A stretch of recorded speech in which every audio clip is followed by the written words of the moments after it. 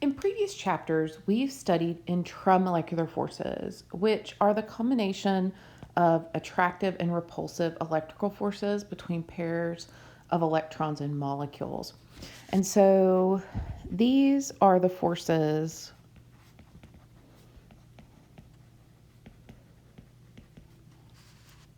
that hold atoms together in a molecule, right? These are things like ionic, not ionic. These are things like covalent interactions, right? And sometimes ionic interactions, right, that we've studied. And so a really good example of this is hydrochloric acid. You can see that there. This is a model of that. And there's a strong intermolecular force, it's a covalent bond, that holds the hydrogen and chlorine atoms together. Now we also have intermolecular forces, and those are what we're going to look at in this screencast. And these are the forces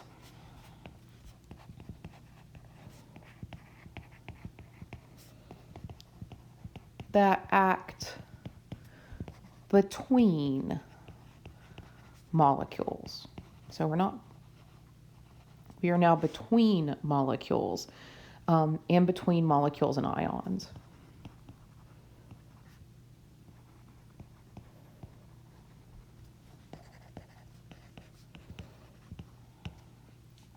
Right?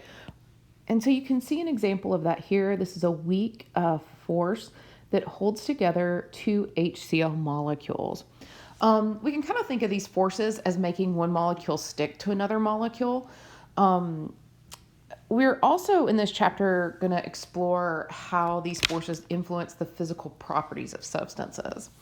So let's talk about our first force. Our first force that we're going to talk about is dispersion forces. They're also sometimes called London forces or London dispersion forces. They're also known as induced dipole, induced dipole interaction. So that's another, there's a lot of synonyms for this particular one. These result from a momentary distortion of an electron cloud around a molecule. And so what happens is, if we look down here, right, we have two happy molecules that are nonpolar, let's say, and those electrons are just hanging out. And then all of a sudden, one of the atoms, all the electrons run to one side. And so now you have an uneven distribution of electrons. And so you have a partial negative on one side of the molecule and a partial positive on the other. Well, the molecule that's hanging out next to it gets affected by that. And those electrons are repelled because remember, negatives, just like a magnet, if you have two things that are negative, they'll repel each other. So those electrons run to the other side of the molecule. And now you have an electrostatic force because you've got a partial positive charge. Now, it's called an induced force because it's caused by another atom, right? And so that's the induced force that we talk about. So let's give a definition for dispersion forces. This is the intermolecular force, and I'm going to abbreviate intermolecular force as IMF, between nonpolar molecules. And polar molecules can experience this as well. So let me back that up. It's really between molecules. It really influences the properties of nonpolar molecules, caused by the presence of temporary dipoles in the molecule. Now, when we talk about a temporary dipole, this is just a separation of charge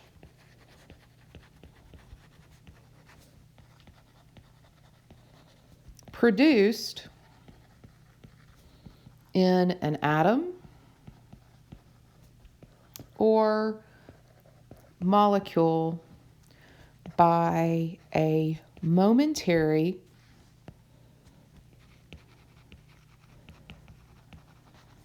disruption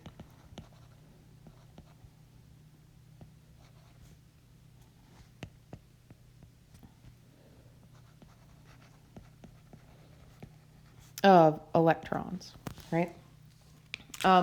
So we have a kind of this momentary disruption of electrons. We end up with an uneven distribution. Now, when the electron cloud returns to its original state, the dipole will disappear, as does that momentary attraction between the two molecules. The ability or relative ease with which the molecule forms an instantaneous or induced dipole is called polarizability.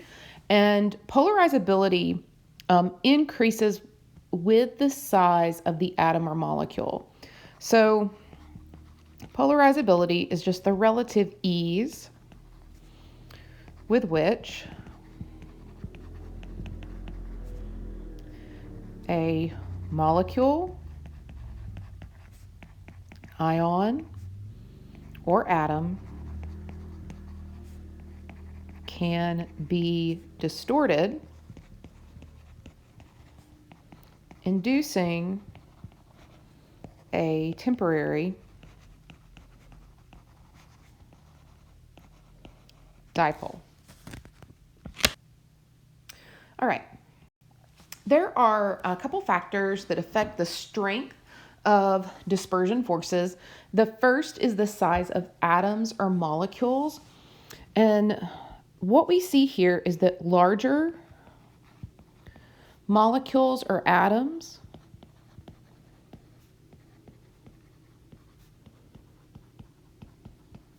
are more polarizable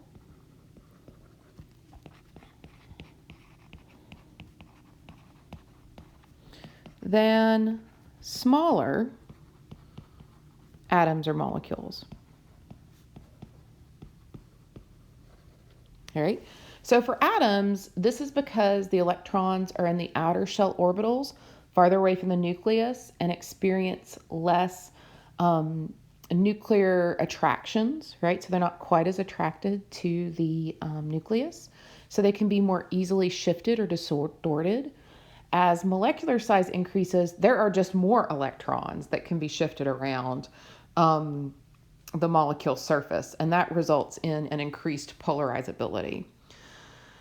Now, the shape of the molecule will also affect this.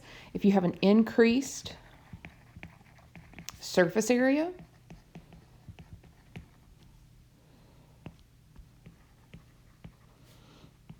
you have increased interactions between molecules. Long chain-like molecules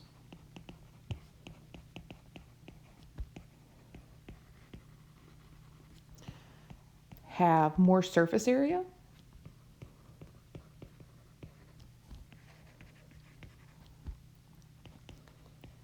than spherical compact molecules. Right? And so they tend to have a higher dispersion than branch molecules, right? Even if they have similar molecular weight. So long chain-like linear molecules, right? I like to call this my spaghetti and meatballs theorem. If you think about spaghetti noodles, right? They're long and there's a lot of surface area there for there to be some interactions, right? But if you think about meatballs, which would be like your spherical molecules, right? There's not as much contact area for there to be these interactions. And so that's why they have fewer intermolecular forces. And so that's how I like to visualize that. All right, so let's look at some chemical properties that we see. And particularly, let's focus on kind of that first property that we're interested in, which is the effect of size on dispersion. So the effect of atomic or molecular size is evident in the boiling points of the halogens. So when we look here, we can see that for the halogens, for F2, Cl2, Br2, I2, and At2, we can see that as the molar mass increases, the boiling point increases. Right? This is due to increased dispersion forces. The reason we see this is because if you think about, right, boiling, okay, we have our liquid here and we have our particles here, okay. If there are a lot of forces that keep these particles together, it's going to take more energy to fling them out into the gas state here, okay. So the stronger the intermolecular force,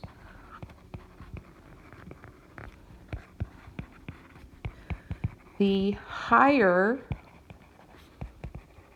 the boiling point, right? And we know that intermolecular force increases as size increases. So intermolecular, particularly the dispersion forces, let's do that. Dispersion forces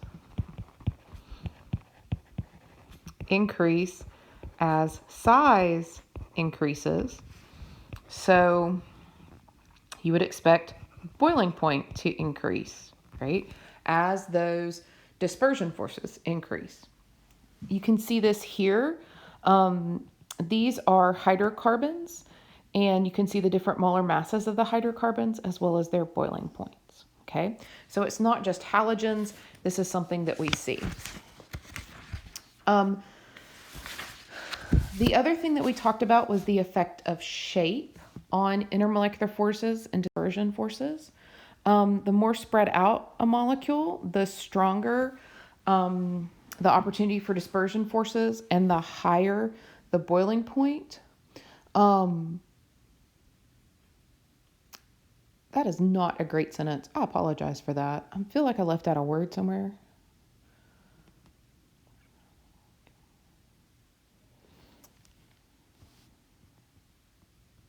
Let's say this. The stronger. It's just the more spread out a molecule, the stronger the dispersion forces and the higher the boiling point. There. That's better. Okay, so what do we mean by that? All of these molecules are hydrocarbons and they have about the same molecular weight, and they can be shown here. And you have pentane here, and pentane is a linear molecule, so it has a lot of surface area.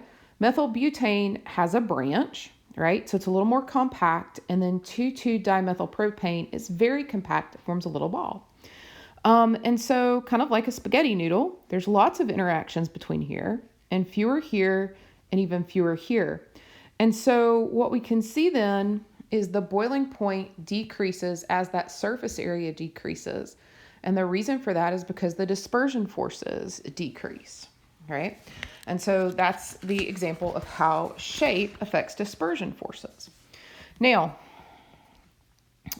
these dispersion forces, London dispersion forces, are found in all molecules, but they are most influential in nonpolar molecules. London dispersion forces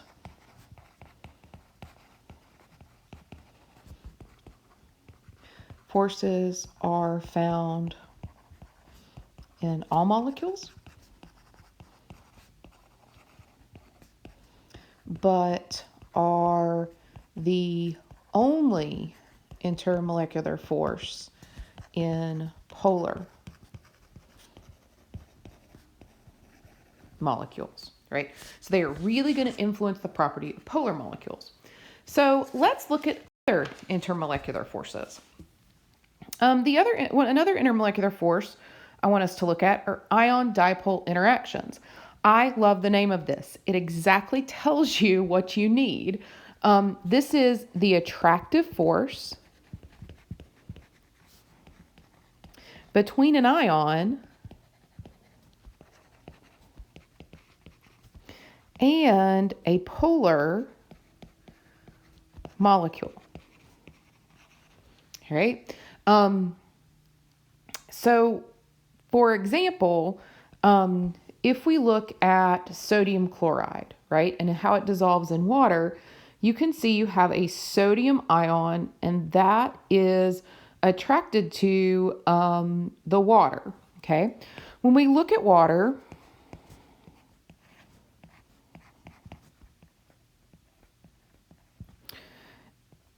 one of the things that we're going to see is there's a partial negative here and a partial positive here.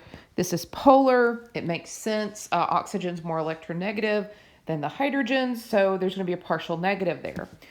When you put sodium and it comes in contact with water, it is going to, the partial negative of the oxygen is going to be attracted to the positive of the sodium. A lot of times intermolecular forces are shown with these little dashes. Now, the chlorine has a negative charge, and so it is going to be attracted to the partial positive of the hydrogen, right? And so this particular interaction is an ion dipole. You have a polar molecule and something that is ion. This is an ion. These are very strong. Sometimes these are called hydration spheres.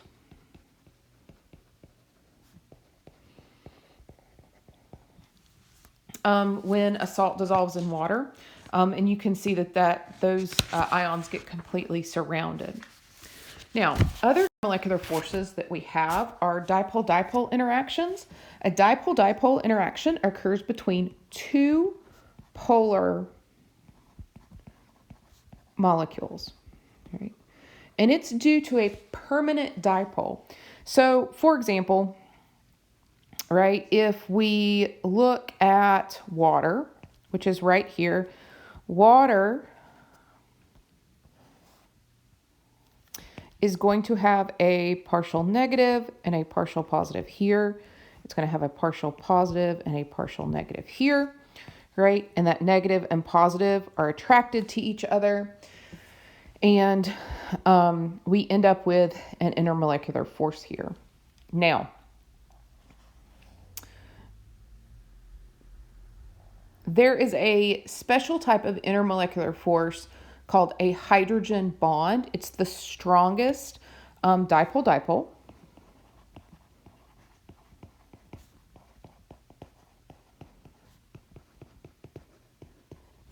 And it occurs between a fluorine, oxygen, or nitrogen and a hydrogen that's bonded to a fluorine, a hydrogen that's bonded to an oxygen, or a hydrogen that's bonded to a nitrogen. These are the small, really highly electronegative atoms. You can see them here, right? And so that's why these are very strong intermolecular forces, particularly for them. How I remember this is I kind of say to myself, hey, look, it's kind of like fun, but not quite. It's fun. And that helps me remember, hey, these are, that's what I'm looking for if I'm trying to identify some hydrogen bonding. So the significance of hydrogen bonding forces is illustrated in the boiling point data here. I want you to notice the trend in boiling points. So what we're looking at here when we look at this particular chart is we are looking at binary hydrides. And so what that means is it's like H2O, and then this next point, we're going down the periodic table. This is, for example, H2S. This would be H2 GE. This would be H2SN, right?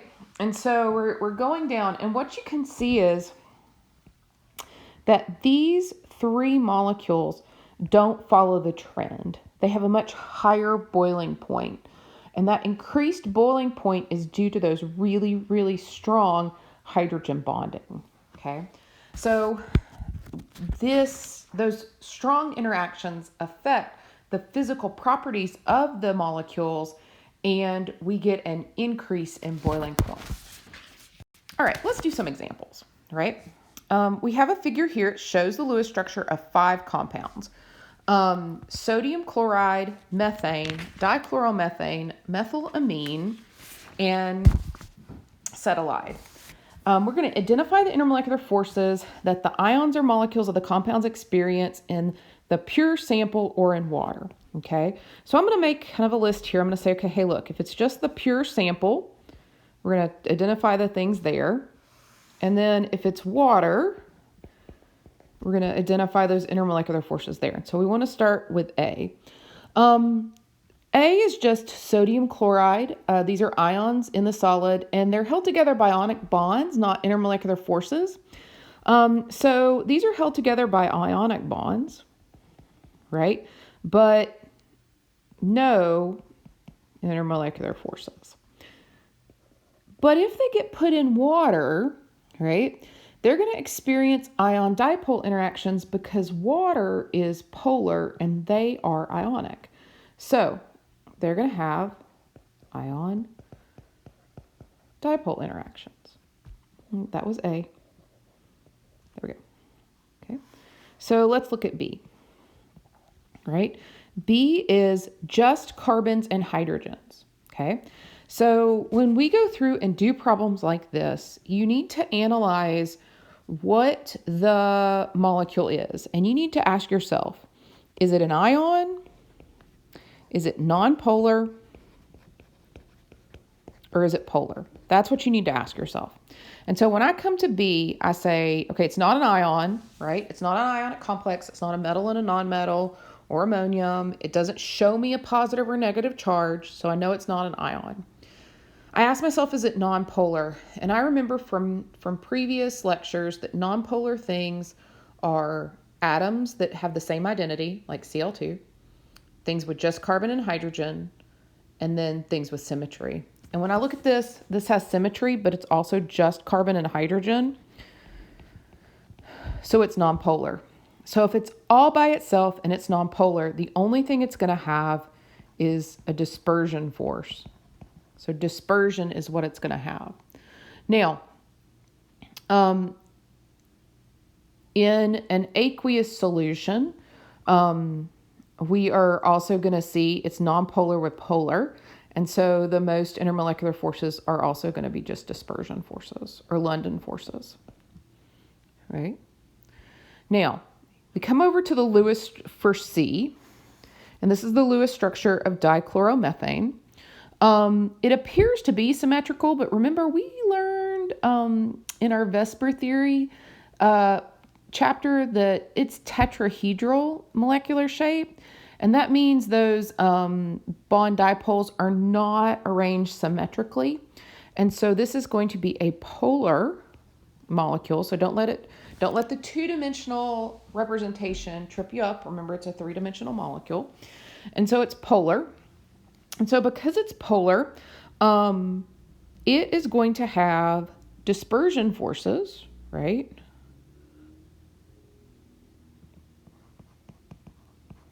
Because all molecules have dispersion forces. But then it is also going to have dipole-dipole interactions.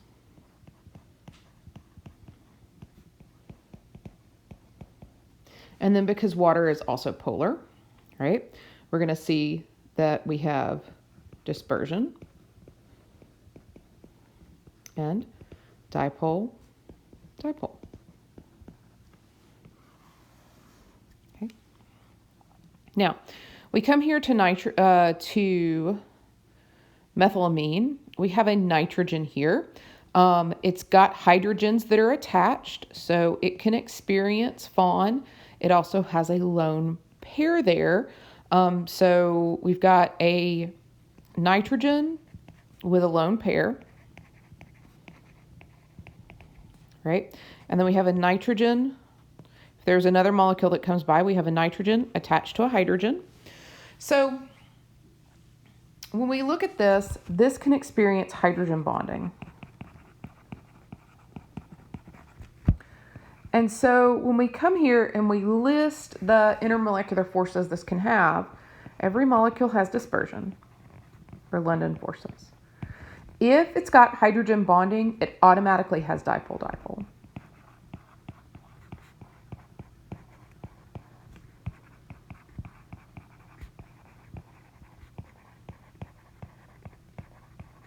And it's going to experience the same thing in water.